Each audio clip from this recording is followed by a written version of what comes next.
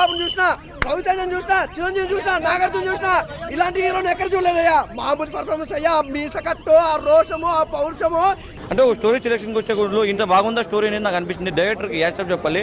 అలా చూపిడి విధానం చాలా బాగుందన్న S99 గుండు ఫైట్ అయితే చాలా ఉన్నాయి. అసలు నిజంగా ఇంత డైరెక్షన్ స్కిల్స్ ఉన్నాయి అనుకోలేదు నిజంగా. సార్ జగన్మోహన్ సార్, మీరు పెద్ద సినిమాలు తీయాలి. ఒక జగన్మోహన్ గారు వన్ మ్యాన్ షో చేశారని చెప్పొచ్చు.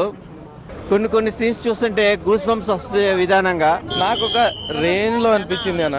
షురూ కరెంగే మీరా దోస్త్ అని ఉంటుంది అన్న. షురూ కరెంగే యుద్ధం అంటే అర్థమైంది. సెకండ్ హాఫ్ లో మాత్రం మామూలు ఉండదు. నాకైతే చాలా బాగా నచ్చింది.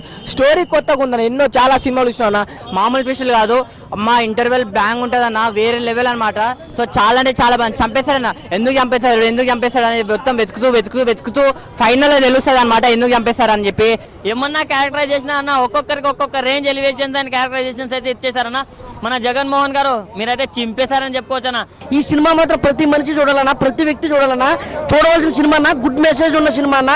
ఆ స్లాంగ్ లో మాట్లాడే విధానం కానీ, హీరో ఫైట్లు కానీ, అసలు కత్తి సీన్లు కానీ, మన రాజారెడ్డి అంటే ఒక పోలీస్ క్యారెక్టర్ చేసే ఫన్ కానీ చాలా బాగా అనిపించింది. సోలో పర్ఫార్మెన్స్ అంటే సోలో పర్ఫార్మెన్స్. హీరోగా, ఒక డైరెక్టర్గా అసలు నిజంగా ఏమన్నా మూవీ తీశారంటే అసలు నిజంగా నాకైతే చాలా బాగా నచ్చింది.